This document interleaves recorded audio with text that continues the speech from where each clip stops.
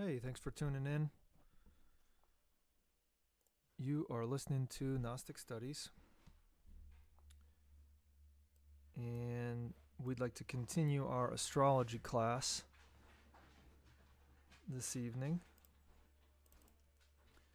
We just moved into Cancer, and so we did a class 2 days ago, and now we're going to start the first class of Cancer today. But the class we did 2 days ago was right before the summer solstice. Yesterday was the summer solstice. We hope you had a good day, good experience with that. Before we get into today's material, let's review the previous material. We don't have a handout for it, so we're just going to look at the class. Let me drop the link into the comments area for you. As usual, if you have any questions or comments, please let us know.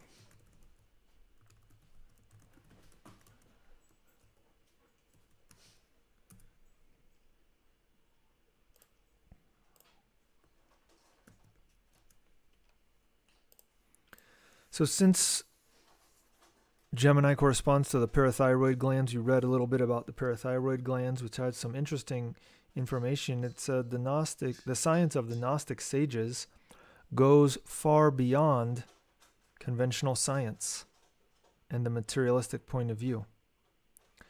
In all atoms, there is a triad of matter, energy, and consciousness. Every cell is a triad of matter, energy, and consciousness. Each gland of internal secretion is a truly microcosmic laboratory. The interrelation between the glands of secretion, the wise interchange of biochemical products, and the infinite perfection in which the glands work is showing to us the existence of certain intelligent coordinates whose root we must search for in the cosmic consciousness. Wherever there is life, there is consciousness. Consciousness is as inherent to life as humidity is to water. Right? So that's what we're looking for in these studies, is to find the consciousness. The human body is a perfect machine built in the workshop of nature by the cosmic consciousness. This machine has its rudder and lever from which it is governed and conducted. That rudder is the autonomic nervous system.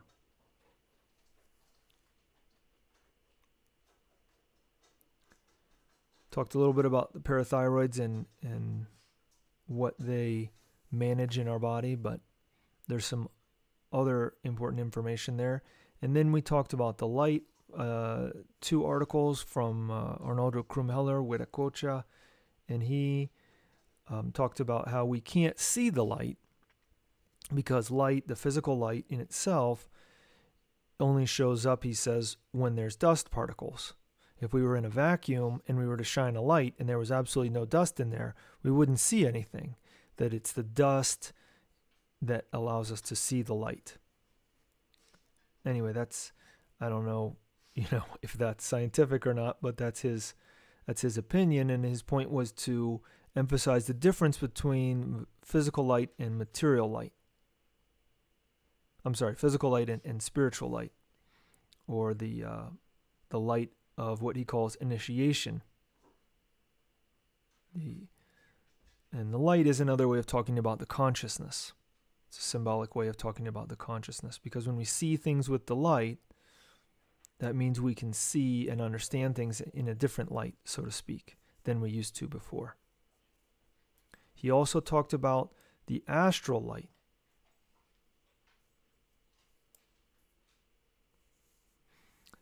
And he talked about the astral light. Let's see if we can find it here.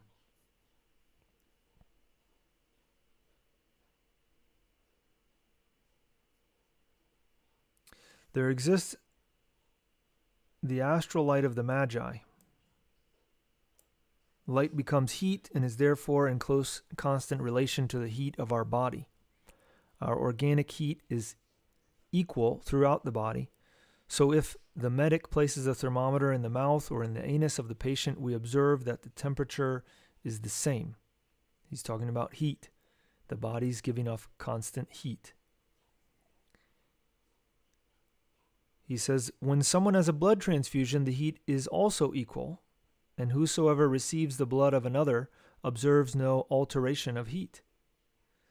There is only one difference in us, the sexual energy, which even if there is no increase in temperature when it is perceived externally, whereas women in return feel its heat. In the carnal act, something like fire escapes from man, and it is the sexual energy which is made from that mysterious light, spiritual light. Now know that the evil mind makes it so that this light cannot manifest itself in all its power. For this manifestation, a person who wants to operate in the astral light has to be excited and pure, as Wagner has said in his opera Parsifal. Right? He's talking about white tantra, white tantrism. He said we must avail ourselves to the means at our disposal in order to study and manage the light, because we have a deposit of spiritual light in us, in that creative energy. For this study there has been and will always be sexual magic, with profound meditative prayer, with pure mind, and with an elevated and holy disposition, mentally directing the currents of the heart to the sexual energy, and then this will give off interior light. So he has his methodology there, but clearly he's talking about white tantra, right? He's not talking about black tantra.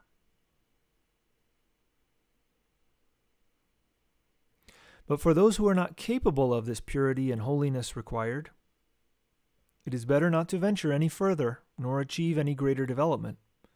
At this point, our readers may appreciate our recent articles upon Tantra and light, and to meditate. So the articles on Tantra, we're going to read at the end of Cancer. He says there is a path to learn the secrets of the light, and that path is known and lived in the rituals of occult masonry. Right? So we refer you to the Hermetic Masonry series that we just concluded before we started studying astrology, to study that. Remember that occult means hidden, and masonry is the work with the stone or the rock. A worker, someone who works with that.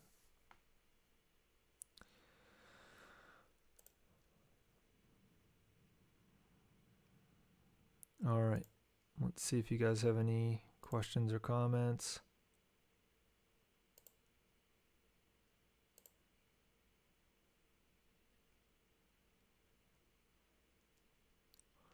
All right, well, let's jump into today's material then. We'll give you the link for that.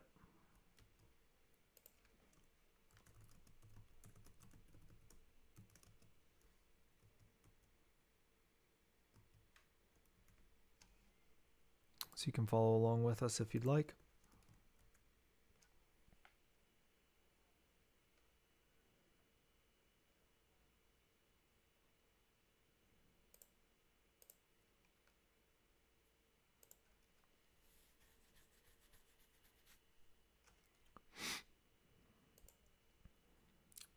Cancer 1, Huiracocha's Rose Cross Mysteries. Right, so if you remember, we explained this at the very first few classes, that these were correspondence courses.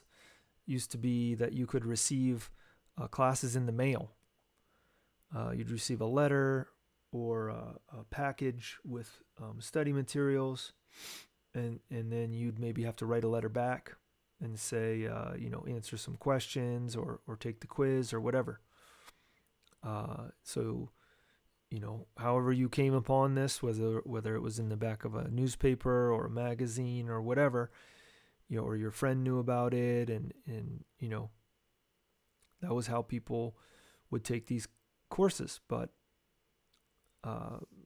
this course, I believe, you can see it. The Spanish version is there's a library in Germany that has it, and it's in Spanish. But they have the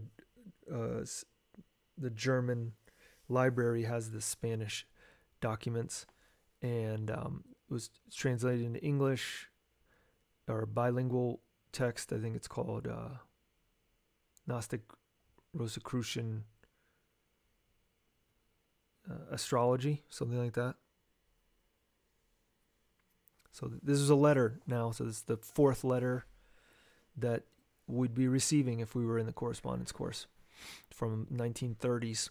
It says, "Dear disciple, the septenary described in the occult anatomy of the medieval Rosicrucians and confirmed by the Theosophists is what we represent as the 7 different bodies. The first made from crude matter, and the last from a divine substance. All together in a single individual, which are like an upright dividing line, with another line crossing the material and spiritual. And so we have the 3 higher bodies and the 4 lower bodies, our sacred symbol of the cross. At the center, where the lines converge, we place the rose, because it is the sun that travels with its magnetic current, passing through the parathyroid glands, related with the sign of Gemini, to the centers dominated by the sign of Cancer, related with the upper chest and the thymus gland. The sun reaches Cancer on the 21st of June, right, yesterday. This is when the king star is in its highest ascension, and then we celebrate the summer solstice, right, in the northern hemisphere. It's a summer solstice. It's a winter solstice in the southern hemisphere. On the feast of the Rose of St. John, we also celebrate the sun at its peak of activity in our heart, or corporeal sun. Corporeal means body. So the bodily sun, the sun in our physical body, is our heart, because everything circulates around the heart. It circulates the blood, so everything needs that in order to continue, the same way the planets circulate around the sun, and they receive light from the sun in order to continue. So what he's referring to when he talks about the Rose of St. John, the Feast of the Rose of St. John, sometimes called the Day of the Roses, or the Nativity of St. John the Baptist on June 24th is the day, on Saturday. Regarding this day, Huiracocha says in his course on the runes, in the chapter of the K rune, called Kaun, he says in the Nordic Mysteries, in the Mysteries, they say that it is the rune of the summer solstice, and that we must shelter under it on June 24th, the Day of the Roses. So what this means is that he's saying we should do the Kaun practice on the 24th, and the day before that, which is tomorrow, in Europe, starting on the sunset of June 23rd, St. John's Eve, there's been a tradition to light fires called St. John's fires in high places, like on mountains or hilltops, and then people jump over the fire. Very, very old tradition.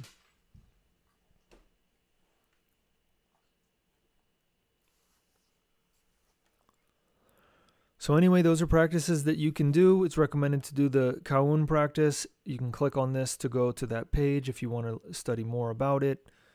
We talked about it at the end of the class yesterday, or 2 days ago, the previous class.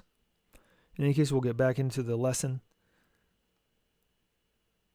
Right? We talked about the Rose of St. John, the Day of St. John, the Feast of the Rose of St. John, which is on the 24th of June. So he's just bringing that to our attention right now between, yesterday, the summer solstice, and the 24th is a special period of time, and it happens to be in Cancer. Cancer is going to be related with the moon. It's the house of the moon. The mysteries present us with two great luminaries, the sun and the moon. The moon is the planet of Cancer. Cancer is the sign of artists and of thinkers. Therefore, it encourages the imagination. And we know from our occult studies that we need to first penetrate the imagination, to first prepare the imagination in order to achieve inspiration. He talked about this and how we need imagination, inspiration, and intuition. Those are the 3 steps on the path of initiation. Imagination, inspiration, intuition. Matter is nothing but crystallized spirit. And since all matter radiates, then that radiation is the cosmic force. Upon entering this current or stream of cosmic forces in the domain of Cancer, we are preparing the way for solar spiritual activity. We have to differentiate between the 2 currents, one from below, from the earth, from the 3 inferior bodies, and the other from the heights of the cosmos. The currents emanating from the 3 superior bodies merge in the center in the 4th, in the mental body. Okay, so we're going to have to go back up to this graphic to talk about that. So talking about the physical body, etheric body or vital body, astral body, mental body, causal body, Buddhic body, Atmic body. This is the intimus or inner being. This is the spiritual soul, human soul, mental world, astral world, emotions, the ether, chi, prana, energy, energetic, jinn state, and the physical body. So he's saying, if we count top down, right, we go 7, 6, 5, those 3 bodies are more spiritual, and we count from the bottom up, 1, 2, 3, those 3 bodies are more material. They all meet in the 4th, the mental body. They sort of overlap there. I don't know if that's true, but that's what he's saying. It's an interesting concept. It's interesting. We present his information, as we do with all of this information, not for us to accept or reject, but for us to learn, study it, and see what it is, and see if we can verify it for ourselves. So what's the planet? Mercury, because Mercury is related with the mind. Mercury as a symbol teaches us this, that there's this union of different currents, right?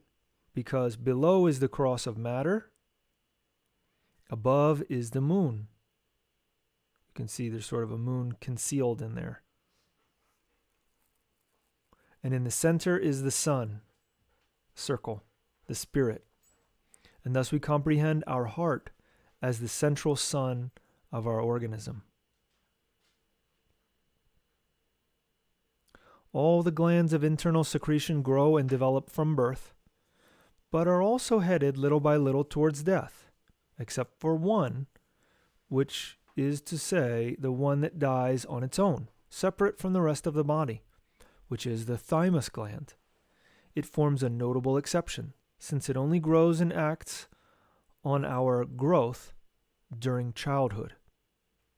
We know that during the intrauterine life, we develop at the mercy of the planetary influences of the moon, and during those 9 months, we receive the influence of the 7 stars or planets repeated 2 times. And these 2 are what forever characterize us. Okay, so there's 7 planets, right? So at some point they begin to overlap. If we look at the year, this is in the overview, I think. Let's look at it here. So we started in Aries, then we went into Taurus, then we went into Gemini, now we're in Cancer. The planet of Aries is Mars. The planet of Taurus is Venus. The planet of Gemini is Mercury. Planet of Cancer is the Moon. After Cancer, we'll be in Leo. The planet is the Sun. Then it goes back to being Mercury, Venus, Mars. There's other planets that may add something to that. Then Jupiter, Saturn, and then it repeats over here. Saturn, Jupiter, Mars, Venus, Mercury, Moon. So when he's saying that during 9 months we pass through something twice, one of the planets or two of the planets we pass through twice, he's saying no matter where you start from, if we start here, let's say we were conceived in Taurus, we go 1, 2, 3, 4, 5, 6, 7, 8, 9. The two planets, at least two planets, repeated themselves, right? These two. No matter where you start, you're going to have two planets that repeat themselves. If you were conceived in Virgo, 1, 2, 3, 4, 5, 6, 7, 8, 9. These two planets repeat themselves. Jupiter and Saturn.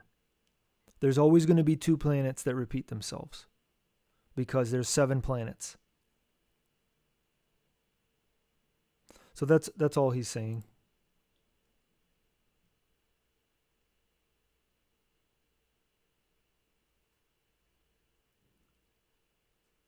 Right, when he says, during those 9 months we receive the influence of the 7 stars or planets repeated 2 times.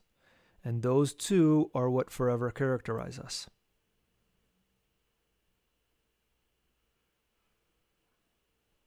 At the moment of birth, the stars and planets imprint upon us, one might say, a mark or an itinerary on the forehead and on the hands, which we have to live. This is our horoscope, and the art of astrology is nothing more than copying this itinerary. We see how enormous the growth of a child is in the first days of life, and if we followed in that same proportion, we would become giants. Full of happiness, parents weigh their children and are impressed to see increases gram by gram and pound by pound. But soon the children will restrain themselves and will stop this development until finishing at about 21 years of age.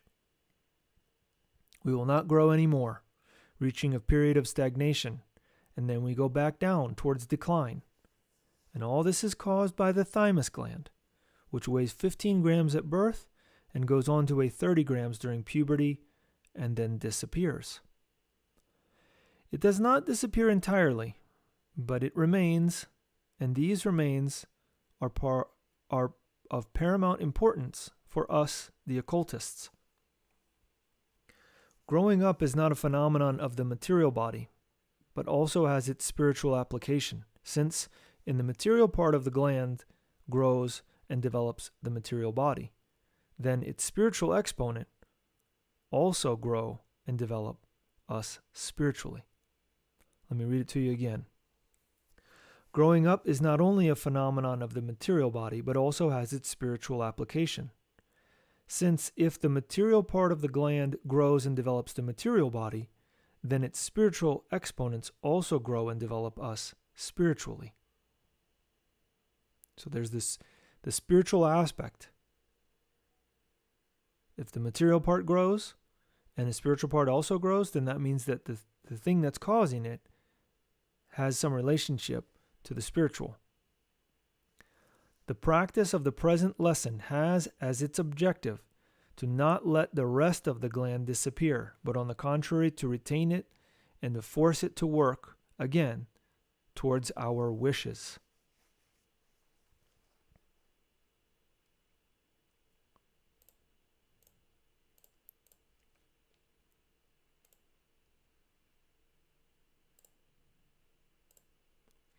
The moon and its esoteric correspondences.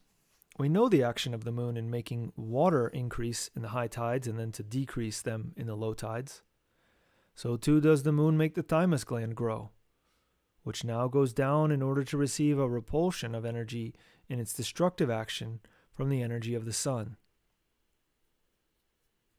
The moon operates upon all liquids, and that includes the liquid that comes out of the thymus and lymph glands. Lymph fluid is known as the basis of nutrition, and thus allows us occultists a glimpse into the wonderful phenomenon of metabolism. Lymph is a fluid liquid. Liquid, transparent, opaline substance with a salty flavor. It contains many leukocytes and especially lymphocytes, both of which are white blood cells. The lymphatic plasma has the same principles as blood plasma, but in other proportions. And here we catch a glimpse of the relationship between the sun and the moon. Thus, the moon prepares the path for the sun, and the lymph is the great preparer for the formation of blood. Therefore, the lymphatic liquid collects the nutritive elements from the blood and sends out the waste left behind by the action of metabolism. Without the thymus gland, this action of the lymph would not be possible. Thus, its arteries come from the mammary glands and the thyroid. It is sufficient to have experienced a removal of the thymus gland in order to observe a lesser development and a decrease in lymphocytes, making us fat and anemic. Now let us imagine all of these effects on our spiritual exponents. In our spiritual life, there are also periods of rapid growth. We have periods of infancy and periods of maturity. We have times when we feel encouraged, predisposed, more capable of producing, and in those periods, we constantly grow intellectually and spiritually. What one has not essentially learned as a foundation by 21 years of age, one never learns. We could also say that those who do not form their home and their fortune before reaching 35 years of age will never do so.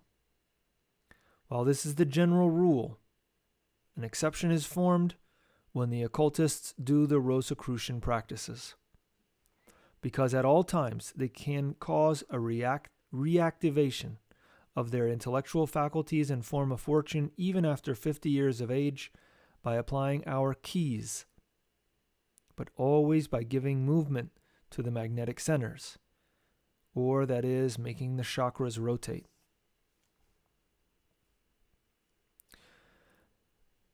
Mexican initiation taught the significance of the Olin symbol or symbol of movement.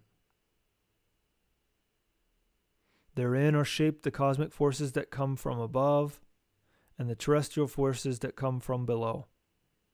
And in the center is the sun. The growth and development of the glands are a repetition of the growth and development of humanity in its different races, of the shock between them, and of their mutual relations. Our dreams are particular to ourselves. We generally continue in the dreams that we've been preoccupied with before falling asleep. Let us therefore take advantage of this circumstance, and before remaining dormant to the descent of the cosmic forces from above, let us think of or concentrate on the form of a triangle with the point down and the other of the earth pointing up, forming the seal of Solomon, or the Mexican Olin.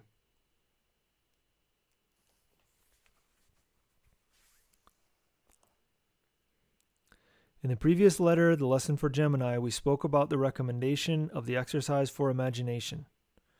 If you guys remember, that was to concentrate on various things before falling asleep.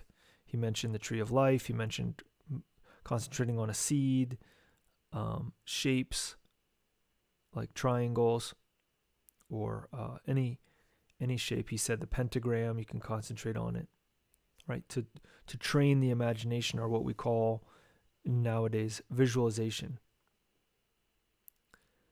So we spoke about the recommendation of the exercise for imagination, but now let us pass on to the realm of inspiration. Thus we will feel inspired for the approaching day until utilizing the following practices with the sun. We will open the center of intuition, which corresponds to the heart. So before we did imagination in Gemini, in Cancer we're going to do inspiration, And in Leo, the next sign, we're going to do intuition. We do the same exercises as in the previous lessons, but we mentally send the air to these centers so as to awaken inspiration. We need to do something in order to achieve or activate the blood circulation. And for this, we moisten the chest with cold water upon waking or when getting up in the morning. So what he's saying is, in the morning when you get up, you take water and you put it on your chest. So we're talking about the thymus gland and that area there, also the mammary glands, that area where the rib cage comes together in the center of the chest. He says the Hindus go to the Ganges in order to wash themselves when doing this exercise. Our mental body reflects our imagination. And so during this whole month, we should think about this action, attracting to ourselves the cosmic forces from above and then the terrestrial forces from below, in order to amalgamate them into the centers that correspond to the sign of Cancer. Okay, so let's look at it a little bit more. Again, what he's saying is that there's currents, waves, or streams of energy that come to us from above and from below. The ones that come from below come from the earth. They come up through our feet and pass through our whole body all our legs before entering the torso and then coming up to the chest area where we have Cancer, sign of Cancer, and the heart, sign of Leo. So that's the earthly current, right? And it's going to correspond to all the zodiacal signs after Leo. But the ones before that, Aries through Leo, correspond to the energies that are coming from above and that are descending through the head, the neck, and throat, the upper shoulders and arms, upper part of the torso, and the chest. So they mix together there in the center of the chest. One, he says to imagine as a triangle pointed upwards, an equilateral triangle. In our graphic here, we have it as a black triangle coming up. And then the other one is the energy coming from coming from above, descending, and that's represented as a white triangle. So these two mix together in our chest, forming a triangle of Solomon, or seal of Solomon, or this Mexican Olin symbol. It's up to you how you want to visualize it, but the idea is that the heaven and earth are mixing there in the chest.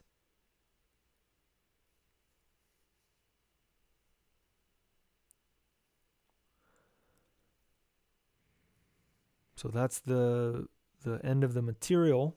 We're going to do the practice here for a little bit. But before we do that, we want to open it up for questions or comments.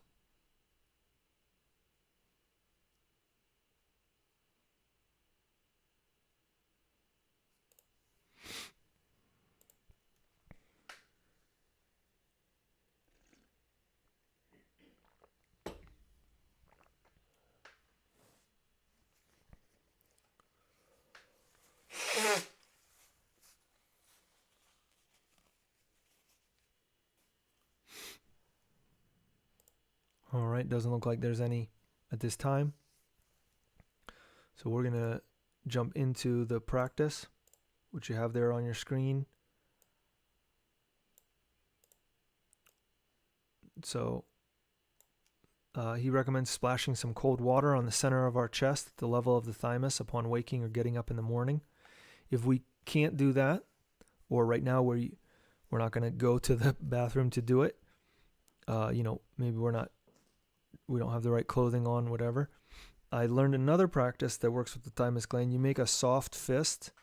So that means your thumb is not inside between your fingers. It's on top, and you don't squeeze the fingers together. And then you can do it with your right hand, and then you just tap your chest right there. So it's you don't need to hit it very hard. It's right above your sternum, where the ribs come together. So right about at the level of your nipples, you could say, maybe a little bit higher. So you just can tap your chest there. And again, it may sound like it's being hit hard, but I'm not hitting that hard if I can still talk. You just want to knock on that with the goal of knocking that gland and knocking on its door and saying, hey, we still want to use you, thymus gland. We want to take advantage. Take advantage of the spiritual values that are in that gland. The spiritual exponents, as he said. You can also do the practice of 3 strikes, so it's 2 soft and 1 a little bit harder, so it'd be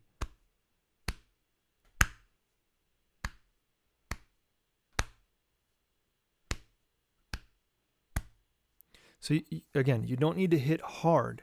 The idea is with the striking with a soft fist is to create a vibration, and that vibration stimulates that gland that's behind the sternum, the part where the ribs come together.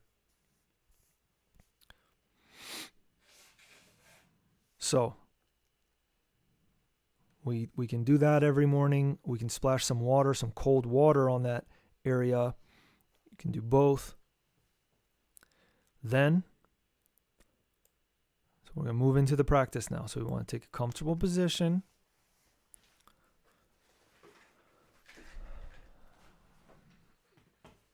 We want to close our eyes, bring our attention to our interior.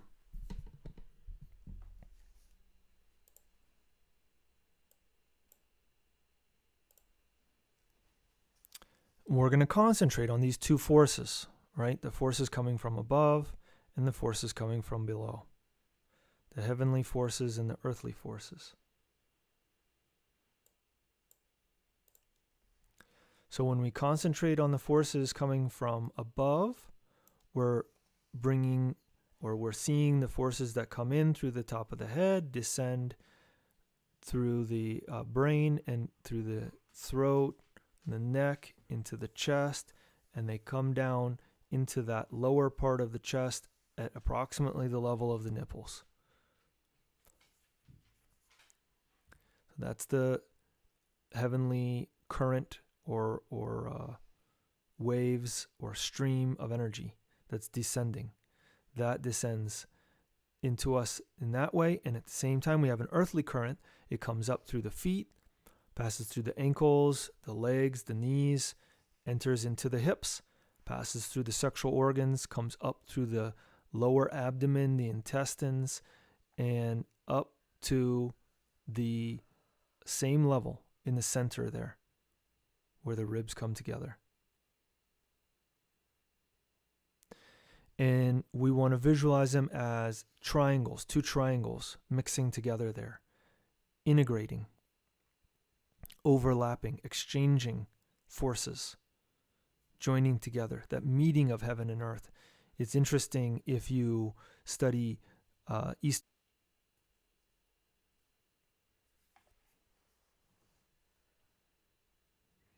So let's just visualize this 6-pointed star, these 2 triangles meeting there, the 2 forces mixing there in our chest.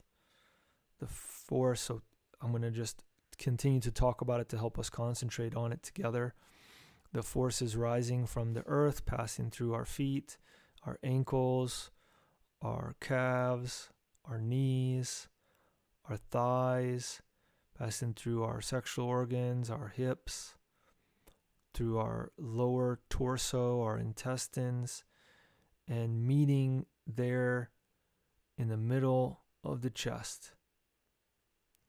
In the same or similar way that we have the energies from heaven, the energies from above, from the cosmos descending, passing through the head into the brain, passing through the sense organs in the face and on the side of the head, passing into the neck, the throat, descending into the lungs and the upper part of the chest, the arms, descending into the lower part of the chest and the heart and the center of the chest, and the two forces mixing together in the form of two triangles overlapping, seal of Solomon or six-pointed star. There we have the two forces, the force from above and the force from below, mixing there, and you should start to feel something sort of starting to maybe feel a little heavy or a little bit of a denser sensation in the chest where the two forces are mixing together and we're becoming aware of it. It's actually going on already. We're just becoming aware of it because of the practice.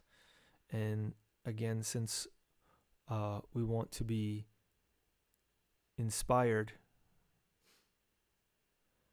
we want to realize that there's many things that we're unaware of until we bring our attention, our consciousness there, so that we can start becoming more conscious, not just of ourselves and our physical organism and our body, but many other things in our lives.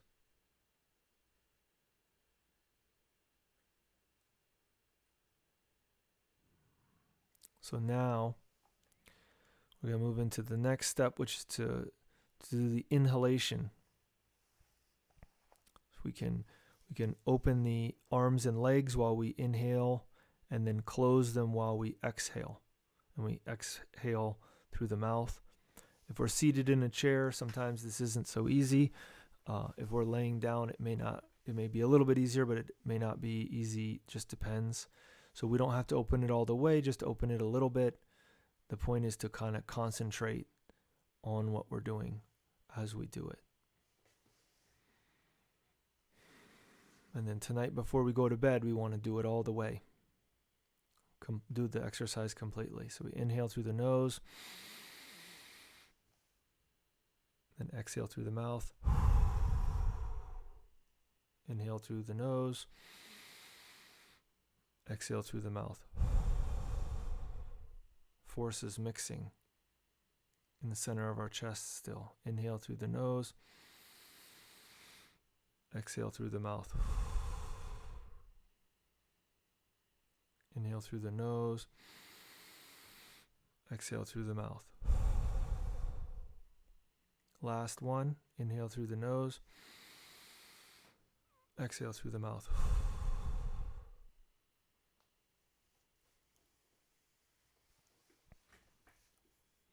Now we can return to the concentration on the mixing of the two triangles, the two forces in our chest. And so incorporating the same practice that was recommended in Gemini to fall asleep, concentrating on something which is important to us, important in terms of our studies in esotericism. We want to fall asleep while doing this concentration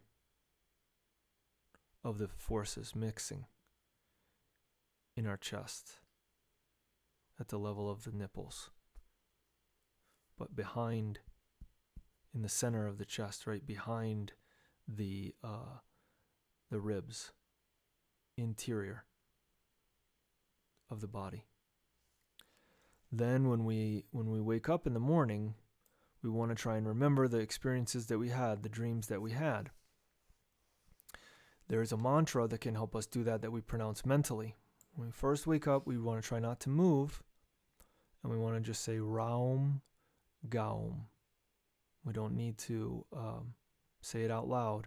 We say it mentally. Raum Gaum. We can repeat that over and over again, and that can help us remember our astral experiences, our dreams. We can also vocalize the vowel A, which is related with the thymus gland, and which is also governed by Cancer. So we'll just do 5 minutes tonight.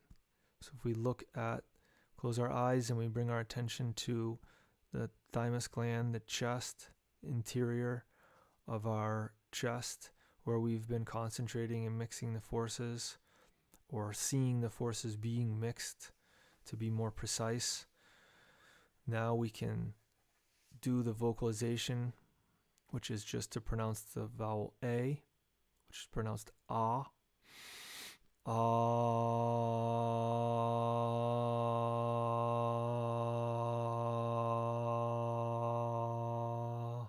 So let's concentrate on our chest, continuing to concentrate there with the forces mixing while we pronounce A. We'll do it for about 5 minutes. I'll tell you when to stop or when to do 3 more, and then we'll sit quietly for a few minutes, and then we'll be done.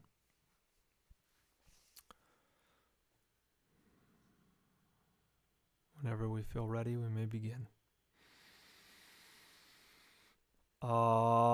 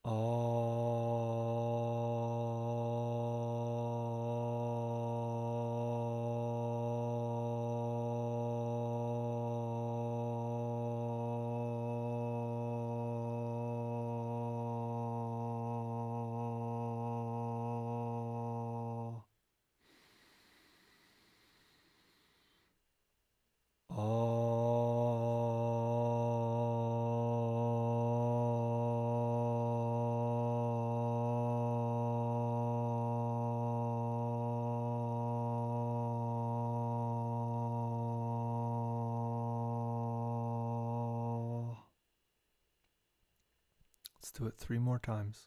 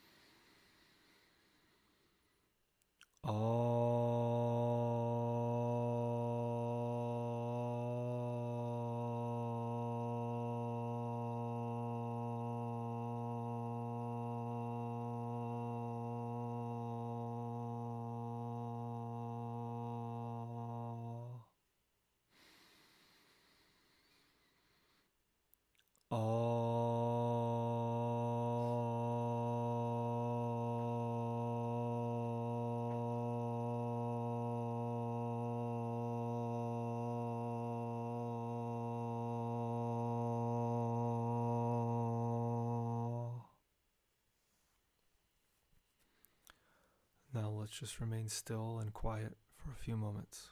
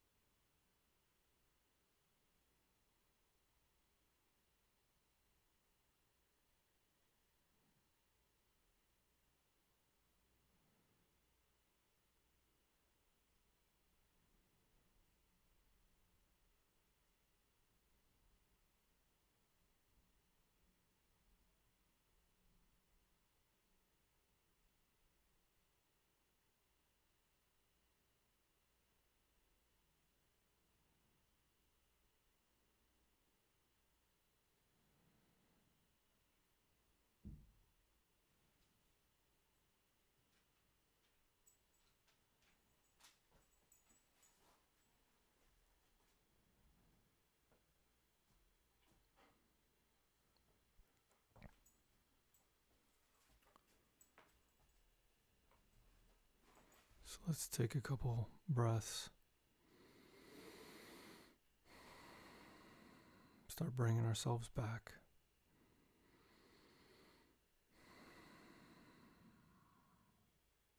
And if we so choose, we can always pray, thanking our inner divinity for the help, for the assistance that we received through the practice.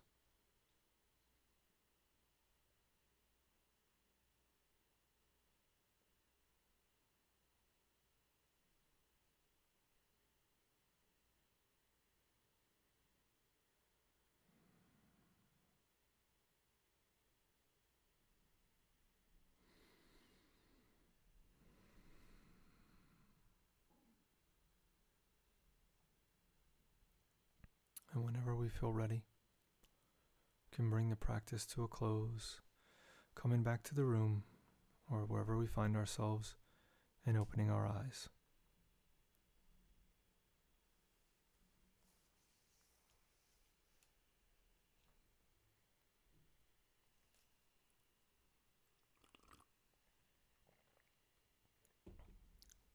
So obviously we can prolong the vocalization or the visualization as much as we choose. We recommend approximately a half an hour. Vocalization can be really, really helpful to do that.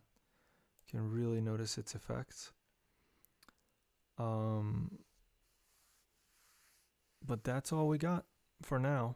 We'll come back in a week's time, and we'll read the next information about the sign of Cancer next Thursday. So if you guys don't have any more questions or comments, then we'll just end it there. But in the meantime, we want to wish you the best in your esoteric work, and we want to thank you for sharing your time and attention with us.